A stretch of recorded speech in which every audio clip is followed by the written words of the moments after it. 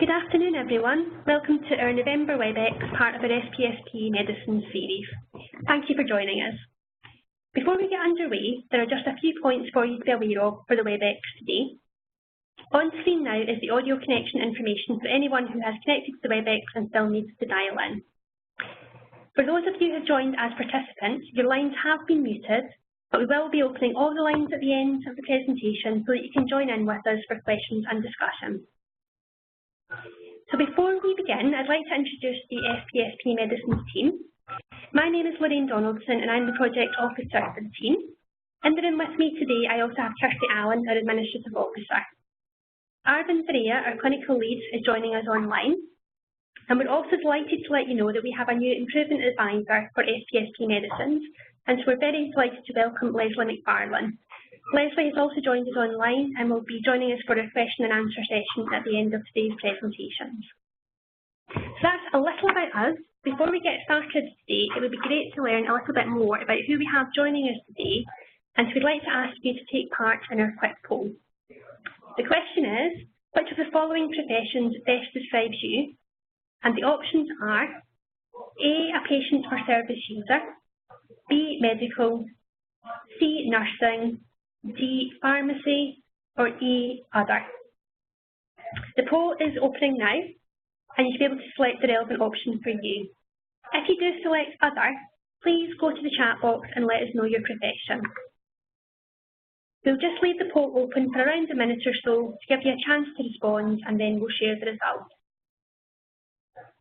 The poll will give us an overview of the mix of professions represented on the WebEx today. But while your lines are muted, we'd really encourage you to use the chat box function to introduce yourself. Let us know a bit more about what you do and where you work. Please do make sure that you select everyone from the options list when you're sending your messages so that everyone can see and reply to your comments. We'll just leave the poll open for another few seconds to allow any final responses. We're recording today's WebEx, and the recording will be published online. The presentation and a link to the recording will be posted on our website in due course, so if you're listening to the recording, thank you, and we hope that you enjoyed today's presentation. I'd also like to introduce our presenters for today. Today's topic is Digital Solutions to Reduce Medicines Transcription, and will be presented by Alistair Bishop and Alistair McLaren from NHS Greater Glasgow and Clyde. The opportunities and challenges that digital solutions present is always an area that generates a lot of interest and discussion, and we're really keen to hear about their experiences so far. So the poll results are now ready and should be available on your screen to view. So thank you for taking part. We can see that we do have a mix of professions represented in your audience today, and the majority being from the pharmacy profession. So thank you for taking part in the poll. So without further ado, I'm going to hand you over to our first speaker of the day, which is Alistair Bishop. Thank you, and over to you, Alistair. Thank you very much, and just to quickly check that you can hear me okay? We can, yes, thank you. So hello everyone, I'm Alistair Bishop. I work in e-health in NHS Greater Glasgow and Clyde, and over the last couple of years I've been working with Alistair McLaren and lots of other people to put in place and roll out an electronic system for medicines reconciliation and discharge medication. So I'm going to spend a little bit of time and take you through where we've got to, some of the approaches we took to achieving that, and some of the things we've learned, things that worked well, and also things we'd probably do differently next time.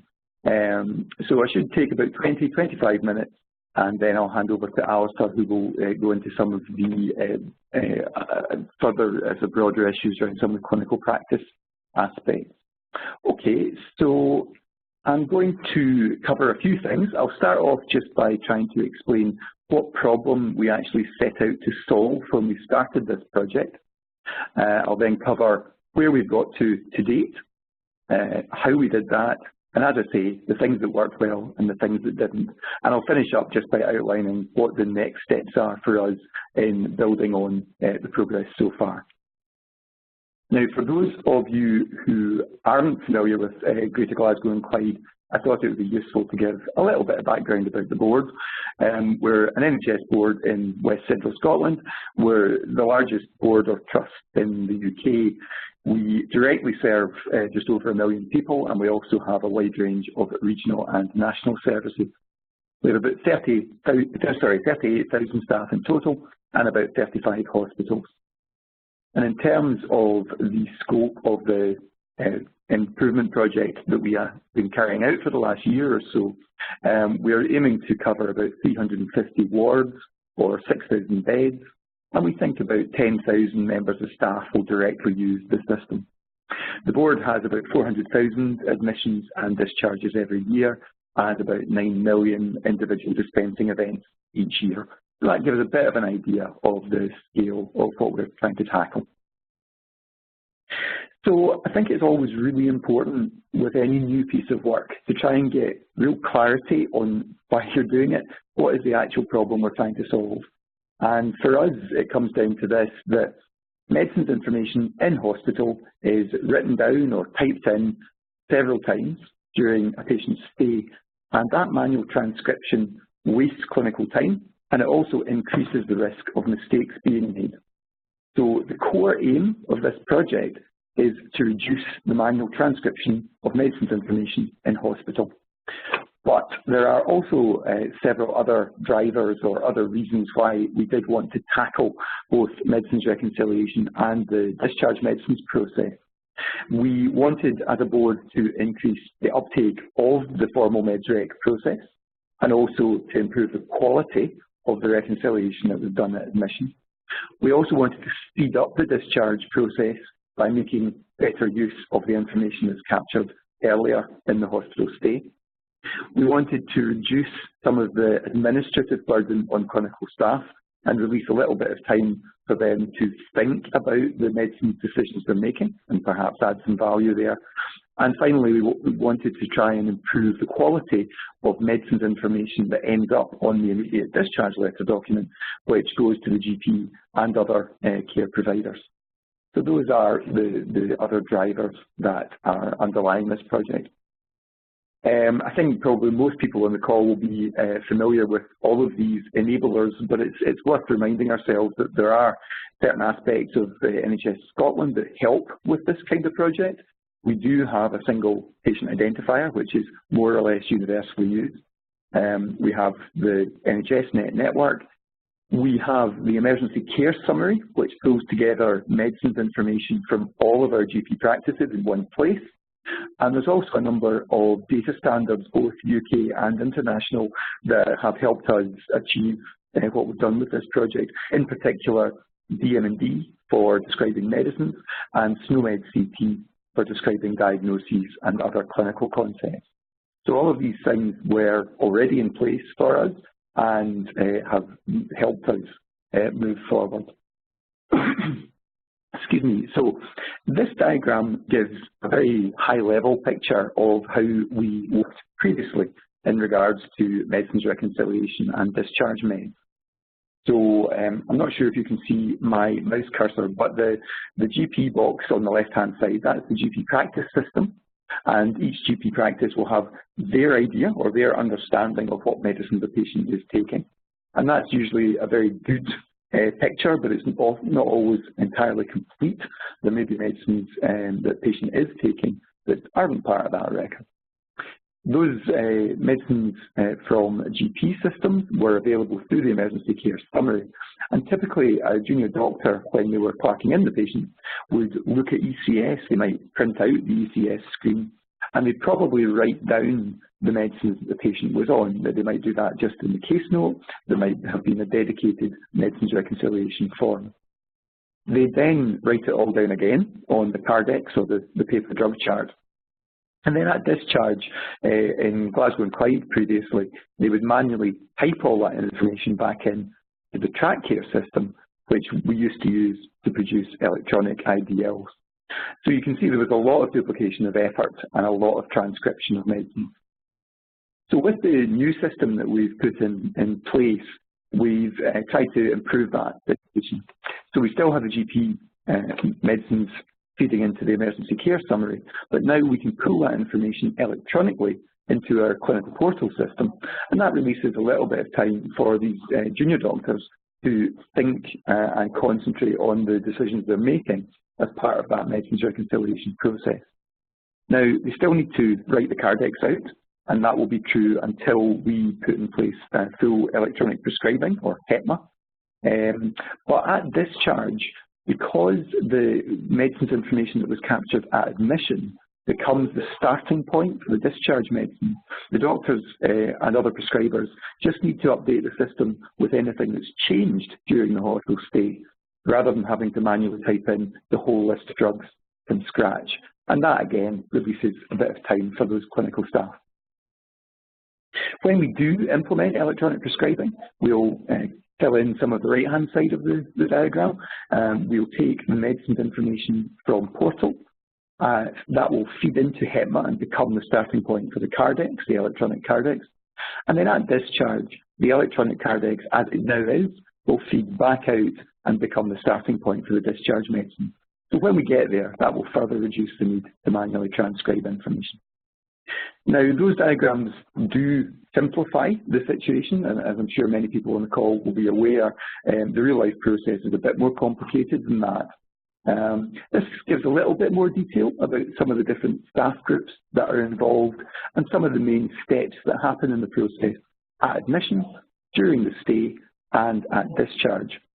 And then this next diagram gives a lot more detail and is a much closer picture of what actually happens on the system we've put in place. And you can see that across the middle of this picture, we've got the so-called happy path. So that's the kind of nice, neat A, B, C, D, E pathway where nothing unusual happens, there are no deviations or exceptions. And although that's a happy path, it's not a very common one. And in real life, there are countless exceptions and deviations and loops back around the process. And it's been very important for the system we've put in place to cope with those variations as well as possible. So what does the system actually look like? I'm not brave enough to try a live demo, so I've got a few screenshots for you. This gives you an idea of the medication summary screen, and anytime you go into the patient record on Clinical Portal and you go to the medication section, you'll see the most recent list of medicines that's been curated for that patient. And that's actually quite important. Although the focus of the project has been meds-rec and discharge meds, what we're actually doing is starting to build a shared electronic medicines record that can be populated from different systems and by different members of the extended care team. And it gives people a place to go to get a single, more up-to-date, more complete picture of the medicines a patient is taking. You can import the medicines from the emergency care summary, and that saves a lot of manual transcription of information. And the system also has some features that help the prescriber who's doing the reconciliation match up any previous meds on the system with what ECS now says and help them determine what medicine the patient is actually taking. And that shows some of the detail of the process when you're actually carrying out, in this case, a drug history or an admission review. And you can see that the system will actually highlight things that have changed about the patient's medicine. So, for example, if the medicine's been withheld or has been modified or has been started or stopped. And that can be very useful for clinical staff to build up a picture of how a patient's medications have changed over time. And this view gives you even more detail in terms of the picture over time. And you can choose any reviews and compare them with each other. And that, we've had feedback from clinicians that's very useful for patients who are readmitted after a previous admission. It allows them to quickly see what's changed over time with the patient's medications. And finally, we have a discharge pathway within the system, which doctors and pharmacy staff and nurses all contribute to, and that results in the final electronic discharge letter or document being produced. That's available within the electronic record in Portal, and it also is sent electronically to the patient's GP practice. Okay, so where have we actually got to? We have rolled out the system to almost all of our acute hospitals. So this picture shows you month by month the number of wards that are live with the system. And we're currently sitting at around 260 wards live and using the new system for meds-rec and IDL. And you can probably see there, after this initial pilot period, we actually had quite a rapid rollout across the board, and I'll talk a bit about that and how we went about that in a moment. Similarly, in terms of the number of patients who've been through the pathway, when I pulled together this data a couple of weeks ago, we were sitting at 77,000 completed pathways, and that's actually increased a bit since then. So some key numbers here. At that time, we had, as I say, 77,000 pathways completed since about March, and that's now over 85,000. We've had about 250,000 individual reviews done for patients' medicines, and over 2.5 million individual medicines recorded on the system. So given that the rollout began in earnest at the beginning of March, it gives you an idea of the scale and the volumes of patients and also medicines information that we're starting to build up. We do have some unfinished business, and we have one of our small acute hospitals still to go live, and hopefully that will be progressing in the next couple of weeks. And then we'll move on to roll the system out to mental health inpatient services, probably in the new year. And I'll talk a little bit more about that later on. So how did we do this?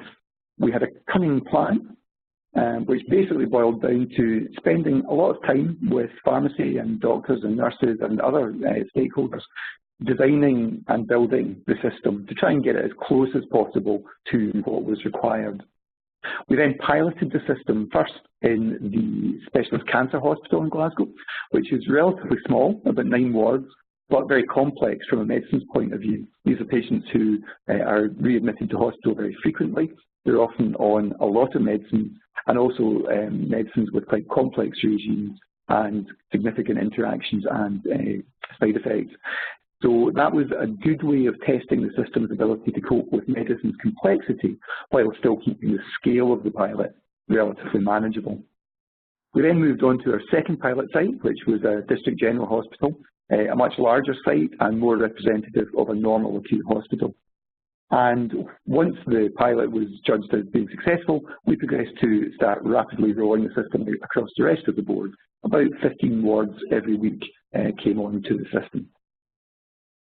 We looked for super users from doctors and nurses and from pharmacy staff. And while we did do orientation and training for the super users before each site went live, what we didn't do was classroom-based training for end users. We very deliberately decided to take a different approach to training and supporting doctors and nurses particularly.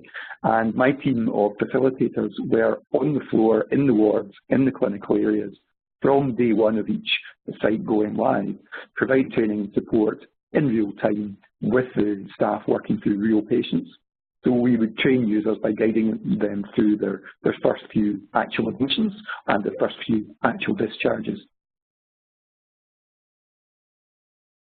And just moving on, if I can click the right thing. We also had the bat phone, as we called it, or really a hotline. So as well as my team being on the wards, we also had a phone number that anyone on the wards that were live could call between the hours of 8 and 6, Monday to Friday. And we would make sure that a member of the team got to that ward as quickly as possible. In practice, that was usually 5 or 10 minutes. And you can imagine that showed our clinical staff, and it gave them confidence that support was there when they needed it. We ran some specific sessions for night shift staff and weekend staff. And as each hospital or site was completed in the rollout, it would hand over to operational support, and my team would move on to the next site. We also had more traditional training materials, so printed guides and electronic guides, some video clips of the key processes, and a project website with frequently asked questions that we kept updated throughout the rollout. So I'd like to talk about some of the things we've learned over the last 12 months or so of rolling out this system. First of all, I'll talk about some of the things that I think went well. My team was probably the single most important factor in the success we have had. And there's a few things I was reflecting on that made a good team for this project. Communication skills are absolutely essential. The facilitators are working with people from lots of different professions at every level of seniority, and the ability to communicate clearly and effectively is absolutely central. Flexibility is also really important. Because we were in clinical areas trying to get 10, 15 minutes from a doctor, from a nurse, to show them how to use the new system and the new way of working, quite frequently we would be asked to come back later because there was a clinical priority or a ward round or it was just too busy. So we had to be very, very flexible and work around what the clinical services could actually give us. And that also requires patience. It wasn't unusual in some of the particularly high pressure areas to be asked to come back 4, 5, 6 times in a day. And you just have to do that and work with the service. But the flip side to that is my team also had to be appropriately assertive, because sometimes if a ward or a doctor or a nurse is asking you to come back and they ask you 10 times, maybe what's really happening there is they're not confident about adopting a new way of working, a new system, and they're trying to avoid the issue.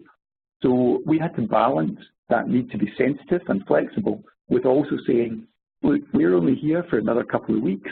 Now is the time for you to learn the system while we're here to help you. So please, let's find 10 minutes, let's sit down and do it.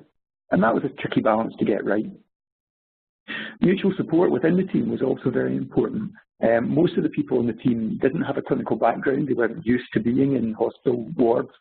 And you can imagine that sometimes they were exposed to, quite challenging, quite distressing situations. And I know that particularly in our specialist children's hospital, some of my guys did find it quite difficult sometimes, the situations that they were aware of going on around them. And the ability to pull together as a team and support each other through that was really, really important too. And finally, energy. It's been a very, very intense, hard 12 months of work. And it was really important that despite that, every day you come to work, you bring that energy, that positive attitude, that enthusiasm, because if you can communicate that to the clinical staff, you've got a much better chance of them taking on a new way of working. Training support, in particular the novel approach we took to it, worked really well for us. We had a lot of feedback from clinical staff that on-the-floor training and support worked much better, worked with their constraints much better than traditional classroom-based training.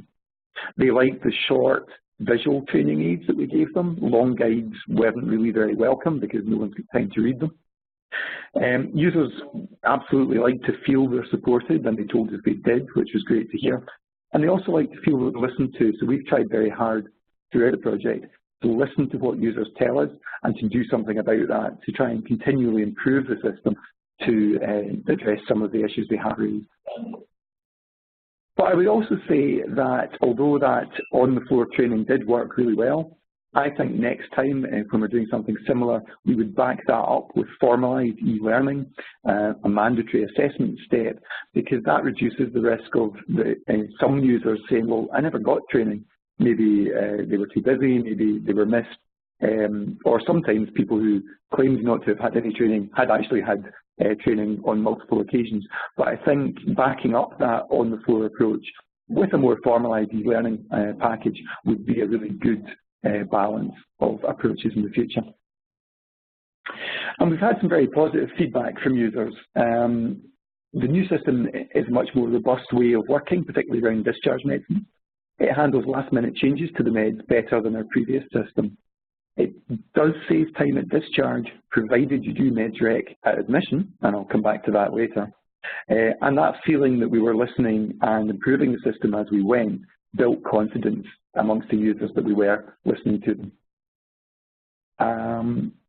And finally, we've had some early evidence that some of the quality improvements we've hoped for have actually happened. So we're starting to build up a picture of areas of good practice around medicines reconciliation and areas that are struggling. And that obviously gives us an opportunity to spread some of the practice from areas that are doing well to help those that are struggling a bit more. We've got some evidence that the information on the IDL is better than it was. In particular, there's much more explicit information about medicines that are discontinued during the hospital stay. Previously, GPs would feedback that often a medicine just wasn't on the IDL and it was impossible to tell if it had been deliberately stopped or just forgotten about. And finally, although it's not something we expected, it appears that the documentation of follow-up arrangements for patients is also higher quality with the new system than it was previously. I guess to sum that up, you sometimes hear statements like, well, e-health can't drive clinical change, we're just there to put in the technology. But I don't think that's right. I think increasingly technology is a fundamental part of clinical practice, and I think e-health has to be part of achieving that change. But making clinical change sustainable is really hard. It does require ongoing senior clinical leadership, and I think it's important to realise that leadership or a leader isn't something you are, it's something you do. We need our senior clinicians to genuinely own medicines reconciliation and discharge meds as processes, see them as important, to value them, to monitor the extent to which their teams are doing a good quality job, and where there are problems, taking action to deal with them. A few things didn't go so well, and I think it's important to reflect on these too, because we'll certainly take this learning into future projects. First problem we had was around performance and reliability of the system. More and more people in GGC are using Clinical Portal and they're doing more things with it. So the system is working harder and harder. And we got to a point where demand outstripped capacity. So we had to pause the rollout and do a series of technical upgrades to improve the capacity of the system. And that's why our final acute hospital isn't live yet. I'm happy to say that those technical changes have been successful, and I'm hoping we'll resume the rollout in the next week or two. Training and support was mainly really good, but I will say that where we got super users, they were a real asset, but we did find it very hard to get super users in a lot of areas, in particular from doctors and nurses. And finally, teaching the basics of the system is really straightforward, but that's not where the challenge is. Getting clinical staff comfortable with and able to deal with all the different variations and exceptions to the normal process is the really difficult thing. And we find that much harder than teaching the system. And we've also had some negative feedback from users. It doesn't save time at discharge if you don't do meds-rec at admission. So if you save up all the work for the last minute as the patient's going out the door, it won't actually make things any quicker for you at discharge. Some of the aspects of the system are quite complex and can be quite clunky, quite difficult to use. And in particular areas like day surgery units with very high patient turnover and very little happening with the patient's medicine, because the new system insists on several steps being done properly, it can actually take longer. And we're working with those services to see how we can streamline the system to better meet their needs. Changing practice is a huge topic here, and the new system is a tool that can definitely help clinical staff do a better job, but it isn't going to do the job for them. And we continue to have challenges in a number of areas. Getting admission to med-rec done at admission and getting it done well is really difficult. Getting accurate recording of coded diagnosis is pretty variable and needs to be improved. Getting the discharge meds done accurately and as early in the process as possible is very important. And finally, making sure the IDL document has enough detail about what medicines were supplied by the hospital is very important for both the patient and for the GP in the ongoing care of the patient. So what's next for us? We want to complete the rollout with our final small acute hospital and then moving on to mental health inpatients. We want to continue to improve the system. We've had lots of potential enhancements fed back to us by users. We've assessed those in terms of clinical priority and effort required to do them. And we'll go through a process of working with the supplier to do a series of improvement releases over the next few months. And then we're going to buy a HEPMA system, an electronic prescribing system. For us, that's the next big bit of the jigsaw for the electronic patient record. And our vision is that meds-rec at admission and discharge medicines at discharge bookend the HEPMA system in the middle. And that means we need to join up HEPMA with the meds-rec and IDL system, which will be challenging. And we also need to achieve a consistent clinical process across the entire admission to discharge flow across the whole board. And that will also be very difficult. But a lot of the learning from this project, from the last 12 months, will directly inform how we go about implementing HEPMA. So I'll leave you with a couple of conclusions from the last 12 months or so. Clinical Portal can support a better way of doing MedRec and IDL. It is possible to implement technology-enabled clinical change at scale and at pace, provided you resource it. And the different approach to training and support that we use works really well for us. However, it's also true to say that the actual real-life process is complex. The solution we have is good, but it isn't perfect. And we've learned a lot of lessons that we'll carry forward into future work. And maybe to leave you with this thought, I think it's really important that you continue to listen to users whenever you're implementing a new system or a new process. Listen to what they say and then do something about it. So thank you very much. That's all I have to say, and I'll hand back to Alistair. Okay, thank you very much, Alistair. Good afternoon, everyone. My name's Alistair McLaren. I'm lead pharmacist for clinical governance in Greater Glasgow and Clyde. So I really just want to follow on from Alistair by talking a little bit about a survey that we did with doctors to understand their experience of using the system early on.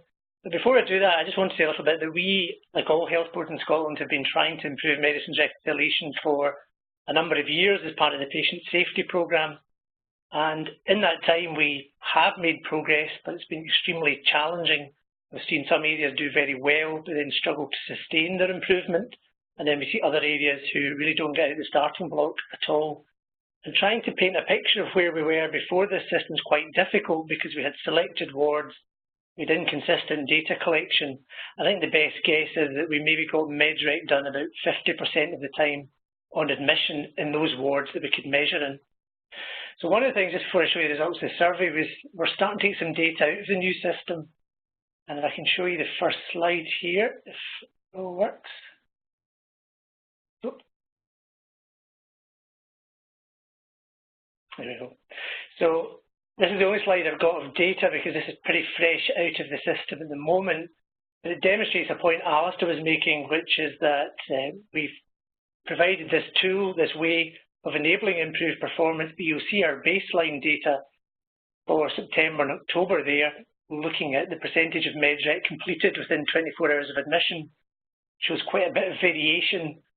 So the best performing hospital on the data there is at 50% of patients getting MedRec done within 24 hours, down at Inverclyde, and then it tails off as we move across the other hospitals. So there's one interesting observation there is that Inverclyde and then the next one along, BOC, the Beatson, are the two pilot sites and therefore have been working with the system for longer. So whether that is an indicator that things can improve as familiarity with the system improves, but nonetheless, there's some way to go to get up to the kind of levels we want to see. So we see ourselves as very much at a point from which we need to improve and not having solved the MedRec problem. So I mentioned the survey. We decided before the new intake of junior doctors in August to conduct a survey of existing prescribers who'd obviously worked across the old system and the new system. So we sent out the survey on WebRepol between June and August this year. We had 81 responses. 2/3 of them were junior doctors who were primarily targeting, but we did get some middle grade and senior, some consultants responding as well. It only applied to the 5 live sites at the time who'd gone live way back in November 18 for the Beatson up till May 19 at the time for GRI. It's also worth pointing out that of the 81 responders, more than half were from GRI, Glasgow Royal Infirmary, so had only just started using the system prior to completing the survey. And then a rough breakdown showed about 62% of responders worked in medical specialties and 28% in surgical. So when we looked how long we've been using the Orion MedRec system, you can see there that 41% had only been using it for less than a month, and then the other bulk, 46%, had been using it between 1 and 3 months. And there was only a small proportion that had been using it for longer than 3 months, and again, they were drawn primarily from Inverclyde and from the Beatson. And again, the responders reported that on average they were using the system, at least in the majority of cases, on a daily basis. So they were regular users of the new system. We asked them in the survey how clinically important they think medicines reconciliation is to complete when patients are admitted to hospital, You can see there that responders do view it as a clinically important task. 80% scored 8 or above, and almost half scored it at 10. So in terms of what they believe is clinically important, but what they practice, does that reflect that? The next question was, where did you previously record reconciliation? And Alistair touched on this earlier, that we had different ways of recording it, although we had a standard pro forma in our admission notes, which was the top line there. We also found a lot of people would print off ECS and annotate it and add that to the admission document. Or we also had an e-form that we developed previously, which was adopted fairly readily in some sites and used, but not in other sites. So we had a bit of a mixed picture going on as to where it was recorded, which isn't ideal. So in terms of comparison to the new system to the old, this slide here is really in response to the question of how does the new system compare with the old system in terms of doing medicines reconciliation on admission. A wee bit's missing from the title. And in showing the information here, we thought it would be useful just to compare those in the survey who'd been using the system for less than 3 months with those who've been using it for longer than 3 months, while acknowledging that the proportion using it for more than 3 months is fairly small in the sample. And what you can see here is overall there's a median of 3 being scored across questions like ease of use, time to complete, clinical safety, and overall. So somewhere in the middle, suggesting that it's maybe not any worse than what we had, not quite sure if it's better or not in there. What you do see is for those who've been using the system for more than 3 months, the scoring overall was more positive, with a higher number scoring a higher amount. So again, it may reflect the time spent with the system, becoming familiar with it and going through the change required to integrate it into your practice. The second question, in a similar vein but this time, was about how the new system compared to the previous one for doing the discharge medicines. So for really discharge prescription as they went into the IDL. And again, it was a very similar response to the previous one, the median being 3. And again, that's a trend there that for those who've been using it longer were more positive than those who've been using it for a shorter period of time. And the next slide asks the question on whether the new system, or how the new system compared to the old system for actually completing the clinical letter. So really looking at recording the diagnosis, the clinical notes, the ability to edit it, etc., use the problem list that we have in there. What was interesting here is compared to looking at the reconciliation elements, the score was a little bit lower with a median of 2. And also for those who've been using the system longer, the score wasn't particularly any higher across the different factors, marginally higher, but not to the same extent as we saw earlier on.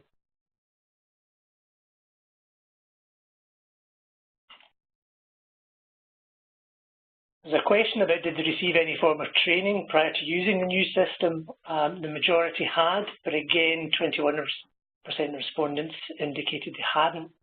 I think one of the reasons behind that is we were primarily targeting junior doctors. When we look at the breakdown of those responding to the survey, we did have some consultants, middle graders, who were perhaps didn't see the training as for them because they don't routinely do MedRec day in, day out. But there may be other factors and we need to explore that further, because clearly those who've not been through the training are starting from a point of disadvantage. And then the question about how you would rate the face-to-face training, and of the 60 that responded, the overall median there was 6, somewhere above the middle part there. I think one of the things I would say about the training is we had the eHealth facilitators who did an excellent job, as Alistair described. What we'd hoped to have in the beginning would have been sort of clinician doing some joint training with the eHealth facilitators to try and pick up on how do you integrate this into your clinical workflow sort of element, but trying to do that without the resource to protect time to release pharmacists or medics to do that proved to be challenging, and so that may well have impacted in the overall feedback there. But again, we would need to investigate that further. What was of particular interest to us at this stage was trying to get the open-ended questions from those responding to see what we could learn and inform the improvements and the changes that we're looking to make going forward. So we'd asked the question about what do they think the benefits are of the new system. So under a heading or a theme of quality and safety, we get comments like reduced transcription errors from ECS, the fact that you have to address all the meds the patient has been prescribed in the community, that it ensures discharge meds are reconciled with admission meds, which is obviously what we're trying to do, having to comment why meds were stopped on discharge so there's better info to the GP. Naturally, it eliminates problems with handwriting, not to be underestimated. Easier to audit, and again, if we use that data to drive improvement, that becomes important. And also, I think a really telling comment there about the system will be more useful or make more sense once e-prescribing is working, and Alistair described our vision for that in GGC, so we're at an incremental step at the moment. The benefits were also described in terms of efficiency and ease of use. So the fact that it imports information easily from ECS was seen as a benefit. An electronic record of MedRec is useful and good for future admissions in terms of being able to refer and use it. That if MedRec is done on admission, then it makes the discharge prescription quicker and easier. It's also quick when there's no meds changes needed, and easier to discharge people on lots of meds because, again, you're saving a lot of transcription goes on. So comments, and again, general comments, just saying quicker saves time. These are perceived benefits reported in the survey. We then move on. We'd asked what do they think the risks of the new system are, and as lead within Pharmacy for Clinical Governance, this is of particular interest to me in how we can mitigate some of these risks going forward. I think the first one is something we saw previously, but is continues within the new system, and it's one of not engaging the patient in the MedRec process because of over-reliance on ECS as a single source of information. And I think the fact that you use that as a starting point, you can pull the medicines in quickly from the ECS, there is a risk that you forget to check a second source and in particular engage with the patient. Something we're also seeing as well, and we have had fortunately pharmacists detecting these errors, but we have some clinical incidents where there's a risk of continuing medicines without due consideration. You'll see Alistair's infographic or schematic earlier on had a picture of a brain. And I think we can't underestimate enough the importance of the brain in the process. So there's a risk there in trying to make it easier to do the right thing, and that you encourage behaviours that make it easier to do the wrong thing here. And you pull medicines over and just continue without thinking too much about whether that information is accurate or not. Other comments around branded medicines automatically convert to the generic name when they're being pulled in from ECS. That can sometimes make it difficult to reconcile, maybe for branded inhalers, insulins, and some of these drugs. I'll not go into detail of why that is, but we do use DMD, and brand restriction is something that we don't have full control over. Likewise, for those of you who have HEPMA, you'll be aware that medicines are being recorded as specific formulations, so-called product-based prescribing rather than dose-based, as has been traditionally done in hospitals. And that's a change in practice for prescribers, having to think that they're selecting paracetamol tablets 500 milligrams rather than just writing 500 milligrams or a gram 4 times a day type thing. The fact there was no record of MedRec in the paper admission notes was considered a bit of an issue because we still have paper notes, so this mixed economy is a challenge. The new system still requires transcription to a Cardex, so again, until we've got the HEPMA in the middle, that will continue. There was a comment that they weren't able to use other portal functions like lab results where they were writing the IDL, and I think that's having different windows open and moving between different views to complete the letter. And also knowledge gaps in how to use the system and the portal downtime that Alistair referred to earlier on, which is always a risk with technology. And what improvements would you like to see made? Well, this picks up in some of the risks there as well. There's a comment about being able to import allergies from ECS, which would be good, and I think we need to in GGC look at standardising where we record allergy information within our electronic patient record to support that. Being able to restrict to brands for certain medicines would be good as well. Being able to view and use portal while doing an IDL, as I mentioned that in the risk section. Something I think is common for a lot of electrical systems, and it's that thing about trying to make the user experience easier and more straightforward. So there were comments about it being a bit clunky, could be more streamlined, can we reduce the number of clicks, buttons, and so on, to try and do that. I think anything that can make that better encourages use of the system And another one, again, is about the hardware that we have available to use it. So, again, the format and whether we're reformatting the layout for small screens, and comments that obviously a lot of laptop use, don't have much tablet use, but again, there was requests or comments around, could it be used on a tablet to take to the bedside, which again, we like to encourage use of the product.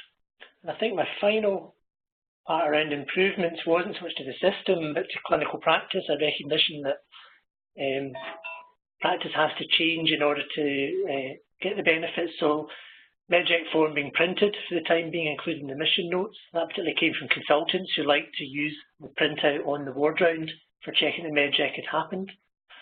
No reason why they can't use a laptop on a trolley, but again, that's a change in behaviour. Also ensuring admission MedRec actually happens in receiving wards. So how do we improve that? And you saw the figures earlier on. And without that, then discharge or the benefits of discharge are not seen to the same extent. It needs to be able to do a simplified discharge for patients who are in for short periods of day case. And again, doing a full MedRec is not particularly efficient or necessary when you're in for day case. But because we've now integrated MedRec into the IDL and some of our day surgery units, we're using the IDL, we need to find a solution to that. Talked about iPads a moment ago, and then just a comment about, why don't we implement HETMA? And direct quote there was either go all out and e-prescribe or don't bother making us do both jobs. I think one of the issues for us was at the time we started with this application, it was unclear whether HETMA was ever going to be a reality in the near future. But as Alistair described earlier on, we see a way where HETMA can slot into this, and therefore this is phase 1 and phase 2 will close that loop and give us a full medication record electronically from admission through to discharge. And that is me, so I'm going to hand you back to Lorraine for opening up for questions. Excellent. Thank you, Alistair, and thank you to Alistair Bishop as well, to you both, for some really interesting and engaging presentations. I see there's been some active chat in the chat box and some questions, which is great. We are now going to open all the lines, so it would be great if anyone does have a question they would like to ask directly to our presenters today, or any reflections they would like to share. I was open the floor.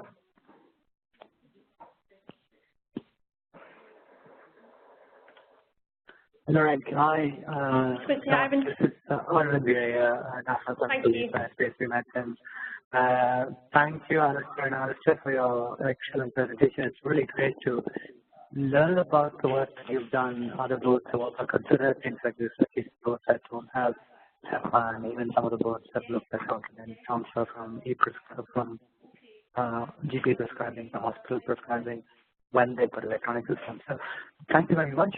I have a couple of questions myself, but I've just been looking at some of the questions here the chat box, and I just see what Ben has said is so busy trained, and he's not going to be perhaps able to ask the question himself. Firstly, Ben, if you're listening to it, thank you so much for joining me in the chat box. Normally, I'm the person who's writing everything up there, so it's brilliant to have somebody else. Alistair, Alistair and Alistair, both of you, I'm going to put a couple of questions that Ben has asked. One was about the question about how much resource you needed. Alistair Bishop, when he mentioned this work needs to be adequately resourced, it would be great to get a sense of what the resource requirements are. And then Ben had also mentioned it would be great to know about other staff protectors, not just medical staff, and what kind of information you have on that. Arvind, could you repeat the second question? I didn't quite catch that. The second question, I think, is more while Alistair McLean was presenting. That was about perspectives of other staff, not just medical staff. Yeah. So I think the surveys were medical staff. Okay, thanks. Okay, I'll maybe have a go at answering those, and then Alistair, get your thoughts as well, if that's okay. Okay. So in terms of resource, I was very fortunate to have a team of 12 people for the bulk of the rollout, and they were typically covering 15 new wards each week. At the bigger site, that meant that by the end of that site's rollout, they were supporting 80 or 90 wards between 12 people. But we did find, obviously, that most of the demands from a given ward came in the first week or so of them using the system, and then that tailed off as people got familiar with the system. So certainly our experience was that having one person per couple of wards was about right, particularly because we had to have people working 2 overlapping shifts to try and get an early enough start and a late enough finish to capture most of the admission and discharge activity. In an ideal world, we would have done 24/7 support, but that would have required lots more resource and wasn't something we were able to do. So we felt that the best balance was those 12 individuals covering about 15 new wards each week on 2 overlapping shifts. And that seemed to work well. I think it's important to say we also had a lot of input from pharmacy colleagues at each of the sites.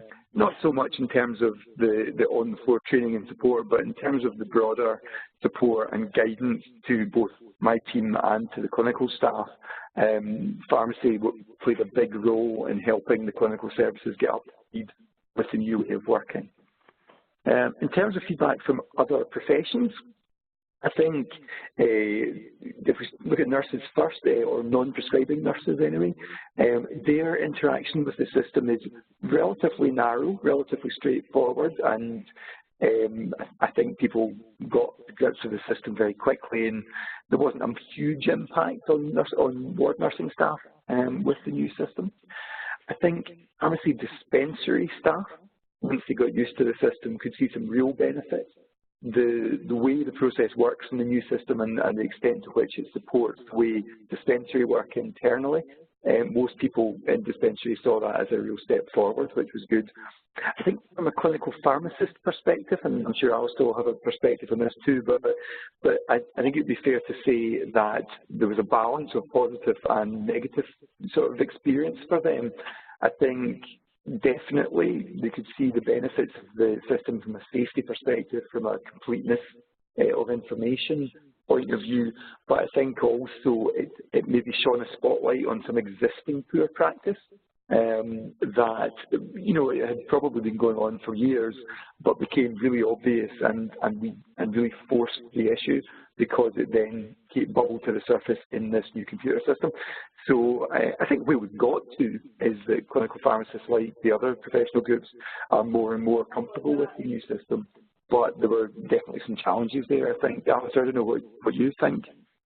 Yeah, so I think there was no resources and money to fund either pharmacists, medics, nurses to support rollout that way. So we're relying on people as part of their day-to-day role in doing that. And I think, as Alistair said there, I think pharmacy across all the sites were invaluable in doing that. And we did have some very good medical champions as well, but we could have done with more around that. Also very fortunate I've got 3 members of my own team, medicines governance leads, who again did a huge amount of work in working both with Alistair and his team and the services to try and smooth the pathway for doing it, because it was a rapid rollout around that. I think we've got lots of ideas. It would be good to capture more views. You know, the survey was a starting point, which we would quite like to repeat in the future. It would be good if we could do things like focus groups with junior doctors to understand more about the barriers, and do either survey, focus group type thing with pharmacists as well. Because I think Alistair's kind of observation around clinical pharmacies may be right. I think one of the reasons clinical pharmacists may be feeling a bit of the pain is because we need to get the new system being used as intended. So meds are being done routinely on admission by the prescribers, because when it doesn't, it's clinical pharmacists that they intend to end up doing quite a bit of that so that they can verify the cardex on admission and likewise at discharge. But there's a lot of change management here, and I think that's the thing that, you know, it wasn't just a reconciliation, it was about doing the IDL, it was about clinical pharmacy review, and it was about how we dispense and supply medicines at discharge. There's a whole IDL pathway in there. So I think with any new system there's a fair bit of pain in the beginning, and then we need to look at how we work on from that. So I think if we can get the capacity and maybe get some projects commissioned, we would be interested in extending the, getting the views of a wider group of system users. Thank you very much, both of you.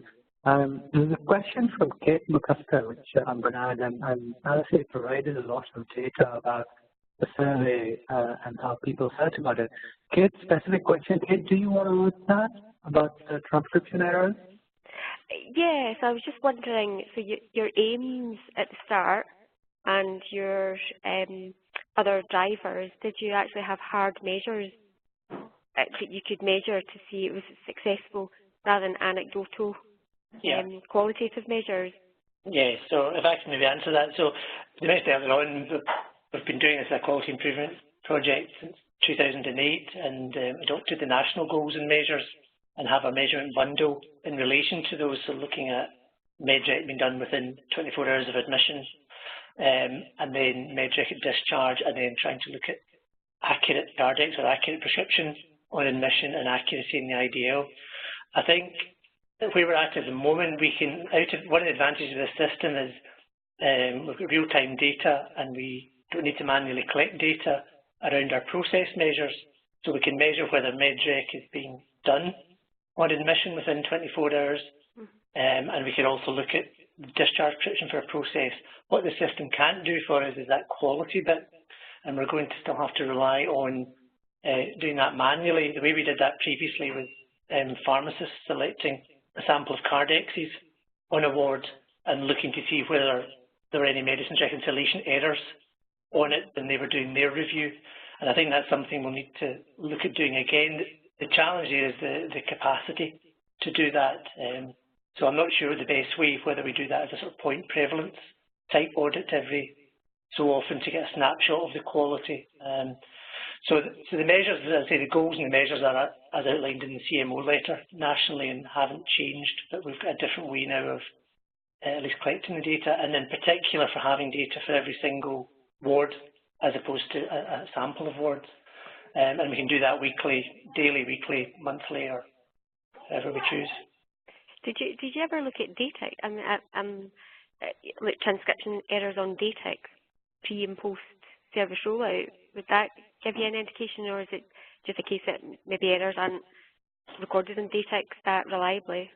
Yeah, so I think we've considered that before. I think the difficulty there is using DATEC in that kind of quantifiable way, because it's a voluntary reporting system. I think it's interesting in that you may observe a trend if things improve over time, because you would hope there are fewer incidents, but it's not that sensitive necessarily to improvement. So you could make improvement, but things don't really change on DATEC because of the voluntary nature. I think the other thing too is the majority of MEDREC related errors tend to get caught by pharmacy review. Yeah.